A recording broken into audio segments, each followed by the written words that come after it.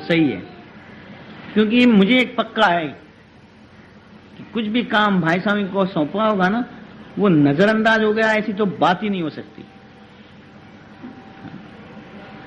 कि गुरुजी ऐसा कह के गए थे। लेकिन अगर कुछ बदलेंगे तो वो काका जी की शान कैसे बढ़ेगी, वो भावना रख करके और भजन करा होगा। मैं हर एक से ये चाहता हूँ। मैंने पढ़ी, मुझे समझने में मैंने कम से कम 15-20 बार उसको पढ़ा। एक बार तो मुझे हुआ इसको बदल दूं, क्योंकि मैं उसको समझ नहीं पा रहा था। लेकिन मैंने सोचा भाई इसको भी कुछ लिखवाया होगा, भगवान ने लिखवाया होगा, पढ़ो ठीक से। बहुत अच्छी बात लिखी हुई है कि अखंड स्मृति करा करेंगे ना, तब अनुवृत्ति अपने आप पता चल जाएगी। अनुवृत्ति का मतलब होता है मर्जी। मर्जी, उसकी इच्छा के मुताबिक हमारी वृत्ति का अनुसंधान रहा करे, अनुवृत्ति जिसको बोलते हैं। तो उसमें लिखा हुआ है कि स्मृति अनुवृत्ति रहेगी, स्मृति द्वारा अनुवृत्ति रहेगी। तो ये चीज हम लोग नहीं करते। खूब सिंसियरली काम भी करते हैं ना, नहीं सिंसियरली काम करते हैं, राजी करते हैं, लेकिन स्मृति समेत नहीं करते हैं, इसलिए कामयाबी नहीं मिलती। गुणाधार स्वामी ने साफ बात लिखी कि स्मृति समेत और स्मृति रहित में कितना फर्क है। तो कि भरा हुआ बैलगाड़ा चले, वैसे किचुड़ किचुड़ किचुड़ आवाज आएगा, हाँ? और खाली बैलगाड़ा चले वो खकड़ खकड़ खकड़ खकड़ खकड़ खकड़ खकड़ आवाज करता रहे। बस वैसे ही अपने सारे काम भाई स्वामी जो धीर गंभीर स्मृति सहित रहते होंगे, इसलिए होता होगा। हाँ? स्मृति समेत करके करें, भजन करके। इस बार के दिवाली के संदेश के अंदर भी और कोई बात ही नहीं लिखी हुई है कि हर एक चीज के अंदर हम भजन का आश्रय लेवे। वो हम करते नहीं, बाकी सारा काम करते रहेंगे। हम सब क्रिया प्रदान, वृत्ति प्रदान, मन प्रदान, व्यवहार प्रदान ऐसे हो गए हैं। तो जिस रास्ते पे भाई स्वामी चले, मुझे पहले शुरुआत में जब मैंने भाई स्वामी को नजदीक से देखे ना, तब मुझे विचार आते थे कि भाई स्वामी तो खूब व्यावहारिक ढंग से काम करने वाले हैं, और काका जी ने बोले हैं कि व्यावहारिक ढंग से ही अगर देखा करेंगे तो हम सच्चा सत्संग नहीं कर पाएंगे। लेकिन भाई स्वामी के जीवन में जब नजदीक से खूब देखा तो उनके जीवन में व्यावहारिकता नहीं है। व्यावहारिकता में बात समझाता हूँ कि भाई इतना करो, मंदिर को तो घाटा होने वाला, क्या करने की जरूरत है। ये व्यावहारिक बुद्धि है। मैं नहीं कहता कि मंदिर का जानबूझकर घाटा करवा, लेकिन अगर इसके कारण कोई 1, 2, 5 भगत संभल जाते हैं तो हमें यही समझना है, चलो जैसा वो सेवा करता है वैसे काका जी ने हमें उनकी सेवा करने के लिए जोड़े होंगे। लेकिन उसमें खूब एक चीज ध्यान रखनी पड़े, ये सत्संग खूब समझदारी का है। यूं ही बैलों की तरह भेड़िया चाल से चलने का ये सत्संग नहीं है, खूब ध्यान रखना। इसके बाद में क्या समझदारी की चीजें, मैं एक इंसिडेंस बताता हूं कि हमें एक समझदारी ये रखनी पड़े कि कई चीज हम लेट गो कर देते हैं। जैसे मैंने कहा कि कोई चीज मंदिर की बिगड़ती हो, लेट गो कर दें, या पता भी चले कि मंदिर का घाटा हो रहा है, तब भी नजरअंदाज कर दें। उसके पीछे चलो, उसका एक प्रभु के साथ का संबंध तो बनता जाएगा, वो भावना होगी जायज है। लेकिन मेरी इमेज अच्छी बनी रहेगी इससे। हाँ, मैं कहने जाऊंगा तो बुरा लग जाऊंगा, इसलिए नहीं कहना है, और भले बिगड़ता रहा, वो नाजायज। क्रिया एक ही है, लेकिन किस भावना से वहां पलटाव खा जाते हैं हम। खूब ये सत्संग एरे गेरे सत्संग ही नहीं है। कल मैंने एक बहन जी का कागज पढ़ा, मैं विचार में पड़ गया कि इतनी सजाग अवस्था से तो साला मैं जीता था, मतलब अपने दोष को देखना। लेकिन आज भी ऐसे मुगत लोग हैं। इन्होंने, मैं नाम नहीं लूंगा, बहन जी का पिक्चर बताता हूं कि इनकी कोई सेवकों के साथ टकराव हो गई। वो तो होता ही है मंदिर के अंदर टकराव, और क्या होती होगी। इन्होंने कुछ चीज मंगाई होगी, इन लोगों ने नहीं दी होगी, लेट करा होगा, कुछ भी होगा, ऐसा सुनते ही नहीं यार सेवक लोग। हाँ, इन्होंने एकदम मन में फिक्स कर दिया।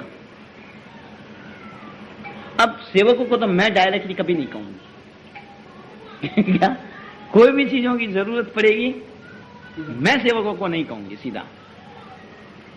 अभी चीजों की जरूरत तो पड़ेगी, नहीं कैसे कहेंगे? तो इन्होंने सोचा कहना भी होगा ना, साथ में जो और लड़कियां होंगी उनको कहूंगी, तू कह दे। 1-2 दिन चला होगा ऐसा। फिर कहते हैं मुझे मन में एक आनंद आने लग गया। क्या? मन में एक आनंद आने लग गया। फिर ढूंढा कि ये आनंद किस चीज का है। तो क्या सेवकों को एक ख्याल दे दिया ना कि मैं तुम लोगों के साथ अब बोलती नहीं। सेवकों को एक ख्याल दे दिया कि मैं अब तुम लोगों के साथ बोलती ही नहीं। बस उसका आनंद आया। ये भगवान की मूर्ति का तो आनंद नहीं आया। नहीं, कितनी शार्प विचारधारा पे चलते रहते होंगे। मैं कहता हूं गलतियां हो जाएगी, मेरे से भी होगी, आपसे भी होगी, लेकिन बस हम सच में प्रभु की प्रसन्नता के लिए ये कर रहे हैं, या जैसे आज महाभारत के अंदर बताया वैसे कि हम किसकी उंगली पकड़ के चलते हैं। बहुत अच्छी सेंटेंस बताया है कि कोई भी क्रिया करते हैं हम अपने आदर्श की उंगली पकड़ के चलते हैं, हम अपनी भावना में बह करके चलते हैं, हम अपने गुण की महिमा के अंदर घिसटते हैं अपने आप को, कि हम चेतना की, हमारी चेतना भगवत स्वरूप संत हैं, उसकी उंगली पकड़कर चलते हैं। बस ये एक फर्क हमेशा देखा करें। हाँ? जिसको वचनामृत के अंदर लिखा है ज्ञान स्वरूपी विचार। प्रेम के अंग वाले होंगे वो बस इतना ही देखेंगे, ये काका जी को जचेगा या मुझे जचता है इसलिए करना है। बस पता लग जाएगा। इतनी तो मूर्ख हमारे अंदर कोई नहीं है इसको पता न लगे कि ये काका जी को जचता है इसलिए कर रहा हूं कि मुझे जचता है इसलिए चल रहा हूं।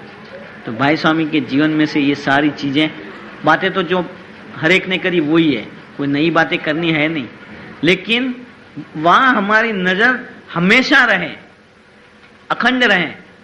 भाई स्वामी जब हमारे ढंग से चलते हैं तब वो अच्छे लगते हैं, ढंग से नहीं चले तब भी वैसे के वैसे ही अच्छे लगे। इतना नहीं, इनके इन गुणों को हम भूले नहीं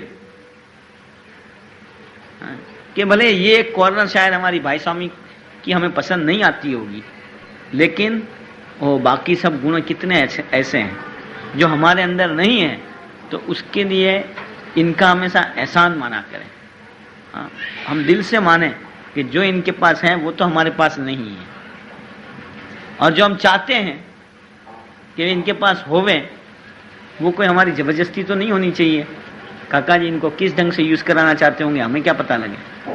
तो ऐसी एक दिव्य भाव की दृष्टि, उससे चल करके काका जी को हम लोग हाश करें, हमें देख करके काका जी हंसते रहें, यही एक प्रार्थना सहजान स्वामी महाराज की जय।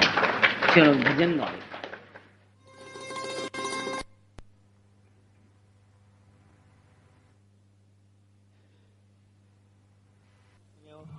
यज्ञादि मोटा करया, मोटा दाम रचारया, गढ़पुरे पे देश गादी करी, अंतर्दान तया नथी हरित में गुणातीते छो प्रगट। सहजान स्वामी महाराज की जय, अक्षर पुरुषोत्तम महाराज की जय, शास्त्र जी महाराज की जय, योगी जी महाराज की जय, प्रत्येक सामुदायिक मुक्तों की। गुजरात और महाराष्ट्र में आज का दिन नए साल का दिन बोला जाता है। वहां आज साल मुबारक बोला जाता है। सबसे पहले काका जी स्थूल रूप में अगर आज होवे तो सबसे पहला सेंटेंस वो ये कहते हैं, आज तक का तुम सबका जाओ माफ, लेकिन अभी आगे से फिर ये गलती नहीं करना। ये तो मैं कह नहीं सकता, लेकिन इतनी बात पक्की है कि मेरी प्रार्थना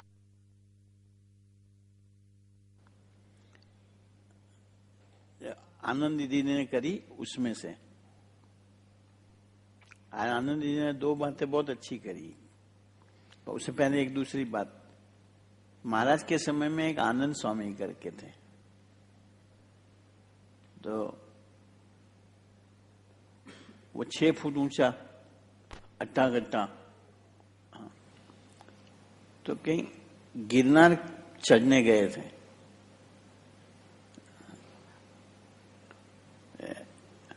इतने में वो एक लड़की सामने से आ रही थी, उसे टकरा गए। ये बात मैंने पहले भी करी है। तो वो बड़ा तेज था, एकदम लड़की को खड़का दिया, अंधी है देखती नहीं है। लड़की ने कहा कि महाराज मैं तो अंधी हुई और इसीलिए तो हाथ में लालटेन लगा के चलती हूं, आपने लालटेन नहीं देखी? मेरी बात समझे? मैंने मेरे हाथ में लालटेन इसीलिए तो ले रखी है कि कहीं कोई मुझसे टकरा ना जाए लाइट देख करके। आप भी सुरदास हो? वैसे वो दिलेर था। उसने कहा तू अंधी है? कमंडल में से पानी लिया, छांट दिया, वो देखती हो गई।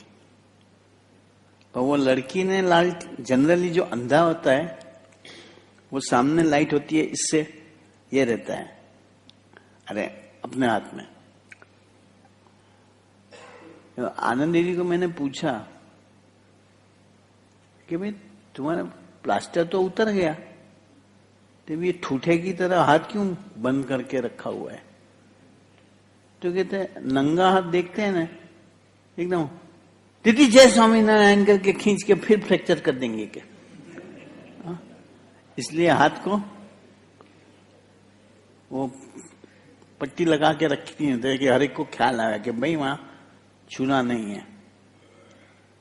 दूसरी एक बहुत अच्छी बात करी आज कि एक महात्मा के पास एक भाई साहब गए और उसको पूछा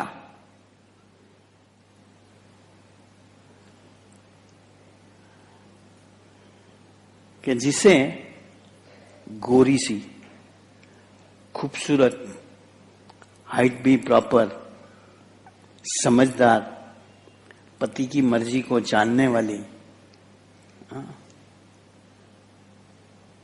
ऐसी वाइफ जिसको मिले उसे क्या कहा जाए? तो महात्मा ने कहा बेटा इसे मन का वहम कहा जाता है। जो तुम कितने खुश हो गए, एक आनंद दीदी ने एकदम सही बात करी है। चलो ये, और महात्मा बड़े लेजे से बोला बेटा इसको मन का वहम कहा जाता है, मन का वहम। हाँ, ये श्यामलाल भी हंसते हैं। हाँ, मैं से गांव के लोगों को कुछ समझ नहीं आती, पर ये सबसे ज्यादा हंसे। नहीं समझ आती है कि क्या समझते हो तुम? हाँ, बहुत होशियार है जो। हाँ, ये तो मैं कह नहीं सकता, लेकिन इतनी बात पक्की है कि मेरी प्रार्थना काका जी जरूर सुनेंगे। हाँ, तो काका जी से हमारी आज यही प्रार्थना है कि आज तक नहीं, अब तक 11:50 हुई है, अब तक का जो भी हुआ हो वो माफ कर दे और हमें ऐसी बुद्धि दे, प्रेरणा दे, सूझ देते रहे कि ये गलतियां हम दोबारा न करते रहें। मैं इसीलिए कहता हूं कि दूसरा मंगा लेना, ये क्या रोज जैसे पल्ला उतर गया तो ठीक करने आ जाते हैं। ये गलतियां हम दोबारा न करते रहें। मेरी ये प्रार्थना काका जी मेरे लिए, आप सबके लिए भी जरूर सुनेंगे, इतना मुझे पक्का भरोसा है। तो अन्नकूट के दिन सबसे पहली बात तो आज तक की ये करनी थी। अन्नकूट है, हाँ, नया साल बोला ना। अन्नकूट के दिन सबसे पहली बात तो आज तक की ये करनी थी। दूसरी बात, गवर्नर साहब आ गए, आरती करी। पी के दवे आया था नहीं?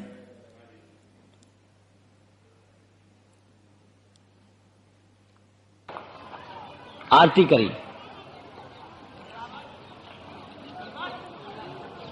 अब थोड़ी देर के बाद दूसरी आरती मलकानी साहब, कौशिक साहब, दालिया साहब, लाला जी, ये वगैरह सब मिलकर के एक करेंगे। बातों में एक ही बात करनी है। स्वामीनारायण संप्रदाय गुरुमुखी संप्रदाय है। ऐसे जिनकी 10 इंद्रियां, 4 अंतःकरण अखंडित प्रभुमय रहते हो, ऐसे एक संतों की परंपरा स्वामीनारायण ने धरती के ऊपर अखंडित रखी है। हमें सिर्फ इतना ही करना है कि इनकी गोद में हमें बैठ जाना है और जैसे बच्चा अपनी मां की गोद के अंदर बेफिक्र रहता है, वैसे हमेशा निश्चिंत रहना है। ये सब हम करते रहते हैं। हमें तो स्वामी मिले हैं, काका जी मिले हैं, पप्पा जी मिले, हमें क्या चिंता। लेकिन मौके पे कुछ डिस्टर्बेंस में चले जाते हैं, जहां इनकी कोई ऐसी आज्ञा भी आती है, वहां हमें थोड़ा माइंड के साथ एक संघर्ष करना पड़ता है। लेकिन हर एक अनुभव में से, जितने में से हम गुजरे हुए हैं, ख्याल पड़ जाता है कि जैसे जैसे ऐसे संतों की हम आज्ञा में रहते हैं, हमारा मन माने या न माने, बुद्धि कबूल करे या न करे, कहीं संजोग से विपरीत भी लगे, लेकिन एक बार सब ठुकरा के ऐसे साधु की आज्ञा में रहेंगे, प्रभु हमें दर्शन करा देंगे कि ये तो मैंने तेरे हित में करा था। अभी का रिसेंट एग्जाम्पल आप सबको ख्याल भी है। पिछले साल 3 फरवरी, जो हर साल यहां ही मनाते रहते हैं, आखिर तक पक्का था, ये दालिया साहब वगैरह सब जानते हैं। ये काका जी का साक्षात्कार 3 फरवरी वो दिल्ली में मनाते रहते हैं। करीब 15-20 दिन पहले स्वामी जी का मैसेज आया कि योगी शताब्दी भी है, नजदीक के ही दिनों में 3 तारीख को ही थी वो। तो मेरी ये इच्छा है कि आप लोग यहां ही आ जाओ, 3 फरवरी वहां मनाने के बजाय यहां हम लोग मनाएंगे करके। मेरा तो एक पहले से तय करा हुआ है कि काका जी, पप्पा जी, स्वामी जी, इनके तरफ से जब भी कुछ आवे, कुछ सोचना ही नहीं है, क्योंकि मुझे सबसे पहले ये यकीन है कि वो मेरे हैं और जो भी करेंगे मेरी फेवर में करेंगे। उसी दिनों अपनी जमीन का एक काम भी उलझा हुआ था, आप सबको ख्याल है। वो किसी तरह सॉल्व हो सके ऐसा था ही नहीं। स्वामी जी की वो आज्ञा आई, हमने तो कह दिया कि अच्छा हम 3 फरवरी वहां करेंगे। यहां कहीं भक्तों के दिल में ये भी हुआ कि आज तक यहां करते आए हुए हैं, अब तुम लोग वहां चले जाओगे, यहां 3 फरवरी वैसी ही रह जाएगी ये। लेकिन मुझे किसी की ऐसी मोहब्बत नड़ती नहीं है। मैंने कह दिया स्वामी जी ने जो कहा है वो करेंगे करके। हम वहां गए, वहां आपको ख्याल आ गया, आप लोगों को पता भी है कि वहां भगत जी हमें 1.5 घंटे तक अकेले में मिल पाए। रास्ते के अंदर बाय कार हम लोग गुजरात से, बलसार से बड़ौदा गए, तब तक मैं और भगत जी अकेले ही थे गाड़ी के अंदर, साथ में एक साधु थे। यहां की जमीन की सारी बात इनको समझाई। ऐसा भी नहीं कि कोई नाजायज बात थी। भगत जी ने मुझे कहा कि मैं तुम्हारी सारी बात को समझ गया हुआ हूं, एक मामूली मिसअंडरस्टैंडिंग के कारण ये गड़बड़ हुई है, मैं दिल्ली जाके वीसी साहब से बात करके ये बात को सुलझा दूंगा, आप चिंता न करो। आप भी जानते हो उसके बाद ये सारी जमीन का एकदम ढंग से अलॉटमेंट वगैरह का भी हो गया। आज बहनों के लिए, जमीन के लिए भी भगत जी ने अपनी पर्सनल कैपेसिटी से गवर्नर साहब को रेकमेंड करके वो काम सुलझा दिया है। ये सारी चीजें जब ख्याल करते हैं तब पता लगता है कि कई बार हम सोचते हैं कि हम हमारे संसार, हमारे जीवन के बारे कुछ सोचते हैं, उससे अधिक चिंता, अधिक फिक्र ऐसे संतों को। हमारे स्वामी जी बार बार कहते रहते हैं कि साधु आपके जीवन में आया हुआ है अपने संसार को उजाड़ने के लिए नहीं। आपका संसार आपको मुबारक हो, अमृतमय हो, अमरत्व को पाओ। लेकिन जैसे काका जी हमेशा कहा करते थे कि ऐसी प्राप्ति होने के बाद हमें कुछ करना नहीं है, अपना पंजा ऐसा है, सिर्फ ऐसा कर देना है। वो एक्शन करके बता रहे कि ऐसा है, ऐसा कर देना है। आप पूछोगे ऐसा क्या करना है, तो क्या हर एक के जीवन के अंदर देखेंगे तो पहले सबसे अपना खुद का स्थान होता है, उसके बाद बीवी, बच्चे, आजीविका, रिश्तेदार, और बाद में इनमें से टाइम मिला तो भगवान और संत। ये अपनी ट्रेडिशन है। बोलते रहेंगे प्रभु आपके हैं, आपके हैं, लेकिन प्रभु जब अपने साले के यहाँ शादियों की बुलाएंगे तो कहेंगे स्वामी जी आपका फंक्शन तारीख बदल दो। तो वो हमने प्रायोरिटी नहीं दी। प्रायोरिटी जीवन के अंदर भगवान और संत को होनी चाहिए। बस तो काका जी काशी, बनारस, पांडे साहब को सुने।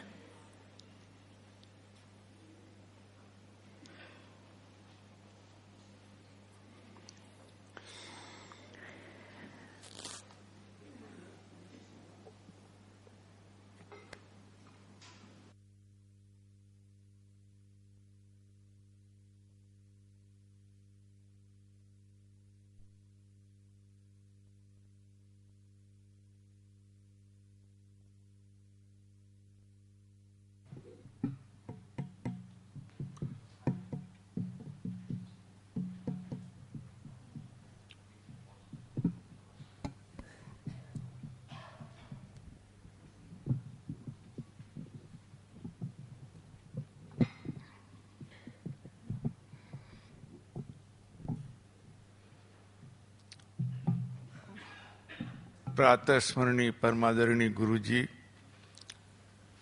परमादरणीय आनंदी बहन जी, यहाँ उपस्थित महानुभावों, बहनों और भाइयों और मेरे प्यारे बच्चों,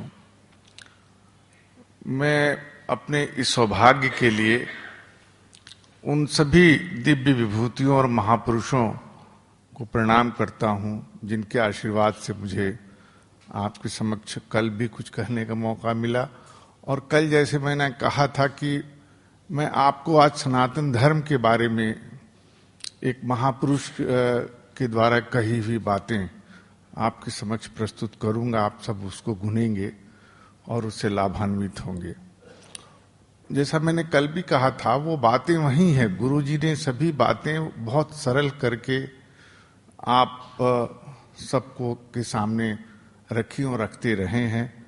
और हम तो ऐसे अभिलाषा रखते हैं कि गुरुजी महाराज अनंत काल तक हम आपके इस आशीर्वाद से अपने को धन्य समझते रहेंगे और लाभान्वित होंगे।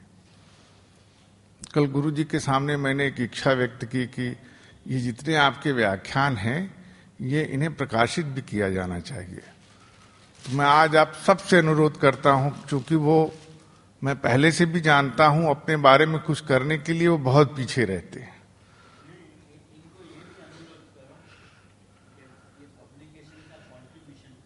वो तो जब हम लोग संकल्प करेंगे तो अपने आप ही हो जाएगा, वो इतनी बड़ी बात नहीं होगी। लेकिन जैसा गुरुजी ने कहा कि इससे क्या लाभ होगा, हमेशा वो ये बात कहते हैं। मुझे आनंदी बहन जी ने एक दफा इसके लिए सतर्क किया था कि वो कुछ नहीं करने देते हैं और आप इसको इंसिस्ट करो। जब हम लोग आरती का अनुवाद कर रहे थे तो उसमें गुरुजी बहुत इस बात के प्रति वो थे कि नहीं, उनका जिक्र उसमें नहीं किया जाना चाहिए। तो उन्होंने कहा कि इससे क्या होगा, ये तो बातें सीडीज में है ही हैं। तो हमने कहा कि देखिए, सीडीज में जो बातें सुनी जाती हैं उनका वो असर नहीं होता जो लिखे अक्षरों को पढ़ने से होता है।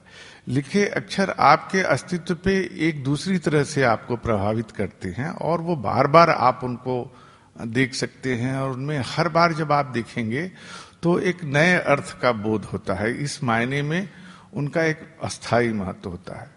तो मुझे लगता है कि कल जब मैंने ये कहा तो गुरुजी आज कुछ कुछ आश्वस्त हो चले हैं कि नहीं, ऐसा विश्वनाथ के कहने पर, सबके कहने पर करना पड़ेगा। तो हम लोग उस काम को करेंगे और उसको सामने ले आएंगे। इसी तरह एक, जैसा हमने कल बताया था, मदन मोहन मालवीय जी की 150वीं जयंती पे ये ग्रंथ मैंने एक संपादित किया था।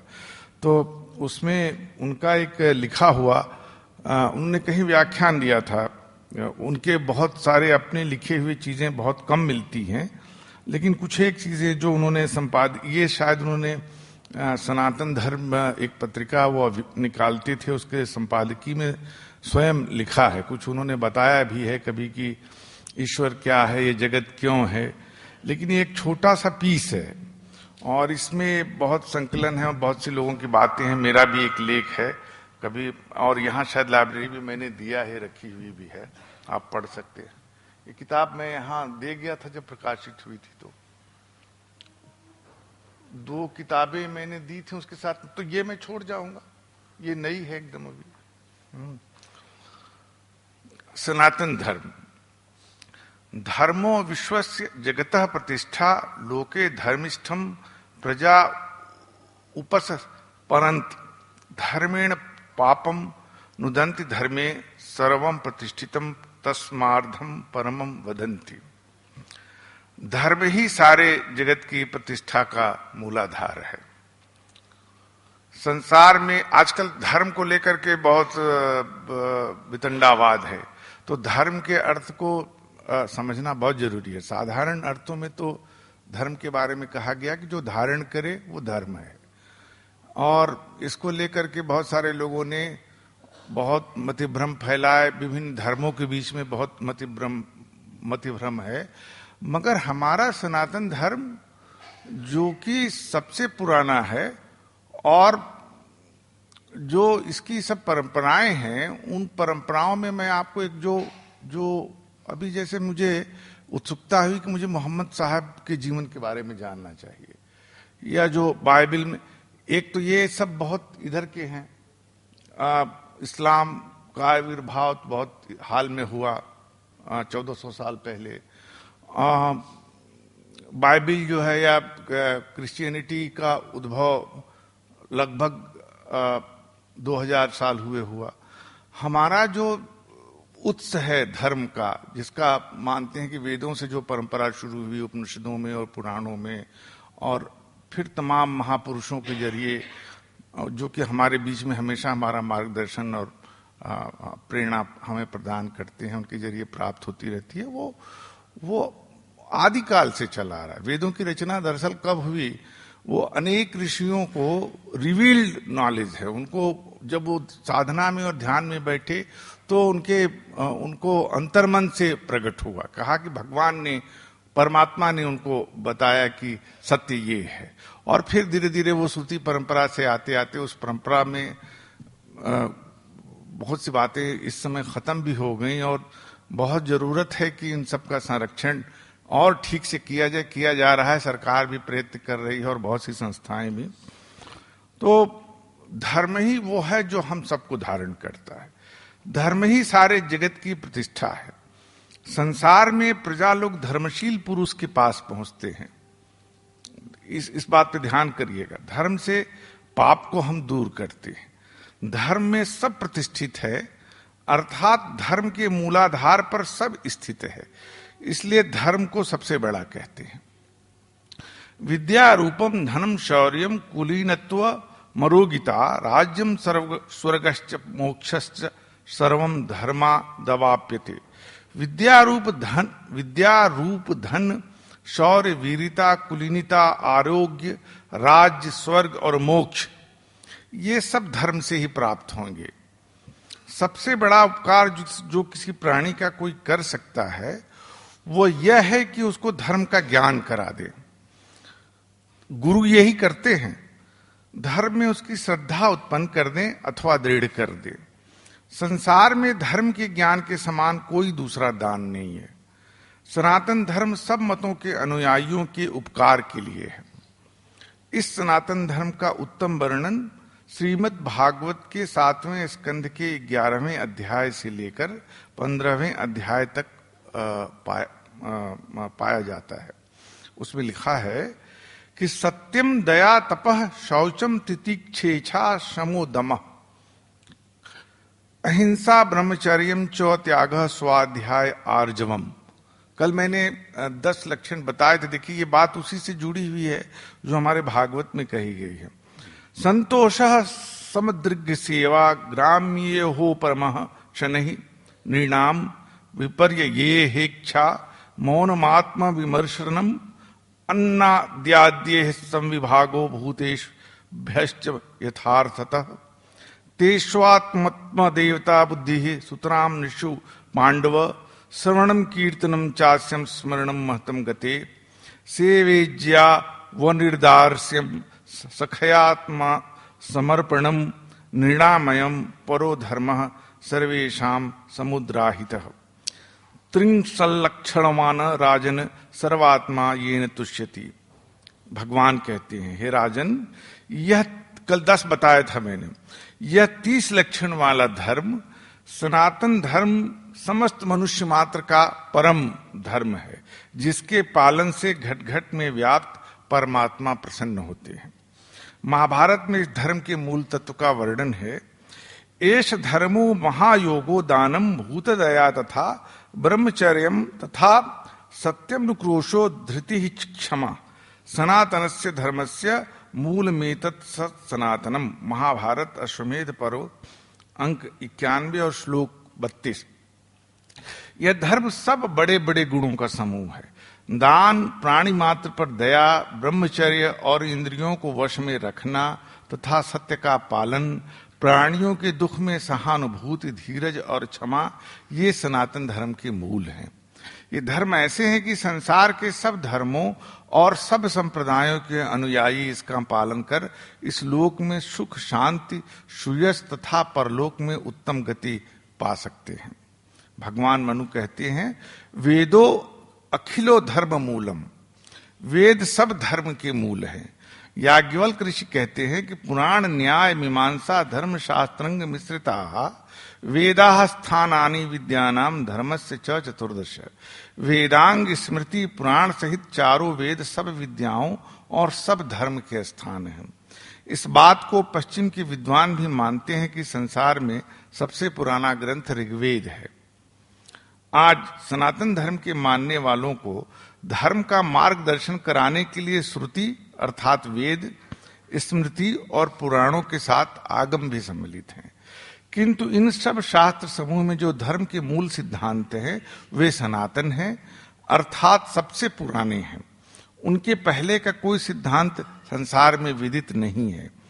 इन सिद्धांतों में कुछ मूल सिद्धांत हैं। सनातन धर्म का शुद्ध स्वरूप और इसकी महिमा जानने के लिए इन सिद्धांतों का जानना आवश्यक है। और वे हैं, प्रथम यह कि इस ब्रह्मांड का सृजन, पालन और संहार करने वाला, त्रिकाल में सत्य अर्थात जो सदा रहा भी, अब भी है और सदा रहेगा भी, चैतन्य अर्थात ज्ञान स्वरूप और आनंद स्वरूप पुरुष है, जिसको परमात्मा कहते हैं। वह आदि जो सृष्टि से सबसे पहले और अज, जिसका कभी जन्म नहीं हुआ, जिसका न कोई पिता है और जिसकी न कोई माता है, और अविनाशी, जिसका कभी नाश नहीं होता है।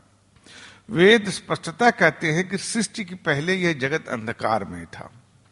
उस अंधकार के बीच में और उससे परे केवल एक ज्ञान स्वरूप स्वयंभू भगवान विराजमान थे। उन्होंने इस अंधकार में अपने आप को प्रकट किया और अपने तप से अर्थात अपनी ज्ञानमयी शक्ति के संचालन से सारी सृष्टि को रचा। देखिए, आप लोगों ने आजकल अभी एक गॉड पार्टिकल के बारे में सबने सुना होगा। अभी बहुत दिनों से फिजिक्स इस बात के प्रति आश्चर्यचकित था, जो बिग बैंग की थियरी, हालांकि अब उस पर भी कुछ वैज्ञानिक आशंका व्यक्त कर रहे हैं, लेकिन ये माना गया कि जब ये सृष्टि का निर्माण हुआ तो जिस विस्फोट के जरिए वो निर्माण हुआ था उसको बिग बैंग कहते हैं। एक अचानक ये जगत पूरा अंधकार में था और एक बड़ा विस्फोट हुआ और इस सौरमंडल की रचना हो गई। और इसके बाद ये सौरमंडल हमारे ब्रह्मांड में एक किनारे पर अवस्थित है। इस सौरमंडल में ऐसे और भी हजारों सौरमंडल हैं और कहा यह जाता है कि ये लगातार फैल रहा है, अंतरिक्ष में फैलता जा रहा है और नए नए सौर मंडलों का निर्माण होता जा रहा है, नए नए सूर्य बन रहे हैं और उन सूर्य के अपने ग्रह मंडल हैं। ये बात अब जाकर के समझ में आई लोगों को कि ये कैसे, कुछ एक सालों पहले ये समझ में आई। लेकिन लोगों में ये एक बहुत कौतूहल था कि वैसी कौन सी चीज हुई वहां जिससे कि द्रव्य का निर्माण हुआ। जब मैटर का निर्माण हुआ तो उसी मैटर से या द्रव्य से इस सृष्टि की रचना हुई। तो पाया गया, अभी कुछ लोगों ने देखा कि इन सब में जो ऊर्जा उत्सृत हुई, उस ऊर्जा में एक ऐसा अणु था जो इन सबसे भारी था और दरअसल उसी ने इन सभी अणुओं को इकट्ठा करके मैटर का निर्माण करना शुरू किया। तो लोगों को उसको समझने की बहुत उत्सुकता थी कि आखिर में ये मैटर है क्या। उसको कभी किसी ने अपनी आंख से देखा नहीं, अभी भी नहीं देखा। तो अभी स्विट्जरलैंड में एक जमीन के अंदर उन लोगों ने 16 किलोमीटर की एक प्रयोगशाला स्थापित की और बिग बैंग को पूरी तरह से एक नए कृत्रिम तरीके से उसमें करके देखा गया और वो सारे मशीन चला। पीछे भी कई सालों से लोग प्रयत्न कर, अभी जा करके उन लोगों ने पता चला कि दरअसल इस सृष्टि के निर्माण में वो जो एक भारी आयतन वाला जो द्रव्य है वही जिम्मेदार है जिससे इस सृष्टि की रचना हुई। अभी भी उसके बारे में कुछ बहुत पता नहीं है और लोग उसको, उन लोगों ने गॉड पार्टिकल का नाम दिया, कहा यही वो ईश्वरीय शक्ति है जिसके जरिए, अब ईश्वर कहाँ है किसी ने तो देखा नहीं है। न साइंस ये कहता है कि ये कुछ भी दृश्यमान नहीं है। और ये हमारे यहां जो प्रलय की कल्पना की गई उसमें कहा गया कि एक दिन यही ब्रह्मांड उसी ईश्वर की शक्ति में जो बीच बीच में कालखंड बने हुए हैं जिनको के बारे में किसी को कुछ पता नहीं है कि उसके अंदर क्या है।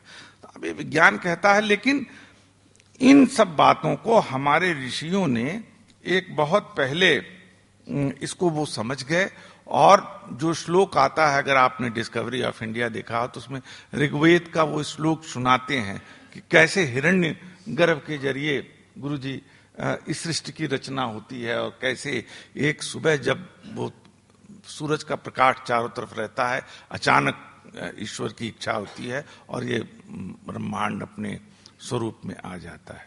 मगर ये ब्रह्मांड के निर्माण और ब्रह्मांड का क्षय, ये दोनों भी एक सतत प्रक्रिया चलती है। विज्ञान भी कहता है कि ये जो अंतरिक्ष फैल रहा है, ये अंतरिक्ष जैसे एक पिरामिड की तरह बनता है, फैल रहा है, एक पिरामिड बनेगा और फिर एक समय आएगा कि जब सब कुछ उसी के अंदर जाके समाप्त हो जाएगा, जिसको प्रलय के खंड काल की संज्ञा दी गई है।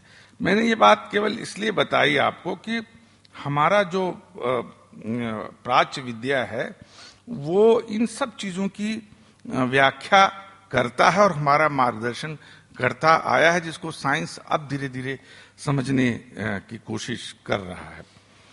सनातन धर्म के सब धर्म ग्रंथ दुंदुभिनाद करते हैं कि वह परमात्मा एक ही है। वेद कहते हैं एकमेवा द्वितीयम, अर्थात एक अकेला है और उसके समान कोई दूसरा नहीं। स्मृति कहती है, जिसको हमारे ऋषियों ने स्मृतियों के जरिए उन गूढ़ सिद्धांतों की व्याख्या की है, कि सब जगत का शासन करने वाला, छोटे से छोटा और बड़े से बड़ा, जिसको आंखों से देख नहीं सकते, केवल बुद्धि से ही पहचान सकते हैं, वह एक परमात्मा है। महाभारत आदि से अंत तक बार बार घोषणा करता है। तस्यैकत्वं महत्वंच सचैकः पुरुषः स्मृतः, महापुरुष शब्दम स बिभर्त्येकः सनातनः। भागवत में कहा गया, एकः स आत्मा पुरुषः पुराणः सत्यः स्वयं ज्योतिर्नन्तमाद्यः नित्यो अक्षरो जस्त्र सुखो निरंजनः पूर्णो द्वयो युक्तो उपाधितो मृतः। शिव पुराण में बताया गया है कि एक एव तदा रुद्रो न द्वितीयो अस्ति कश्चन। वेद स्मृति पुराणों के इसी सिद्धांत को आगम गाते हैं और इसी को, जैसे महाराज आप आगम के बारे में कल कह रहे थे कि मंदिर और ये जो पूजा स्थल है इनका निर्माण किन लोगों के लिए किया गया, कोई जरूरत नहीं है इनकी, लेकिन सब लोग वो नहीं कर सकते और इन लोगों के लिए आगम सिद्धांतों की रचना की है। इसी को आधुनिक संत महात्माओं के अपने शब्दों में गाया है। आधुनिक संत इनको लगभग आधुनिक ही मानते हैं। गोस्वामी तुलसीदास जी ने थोड़े अक्षरों में इस तत्व का पूर्ण रीति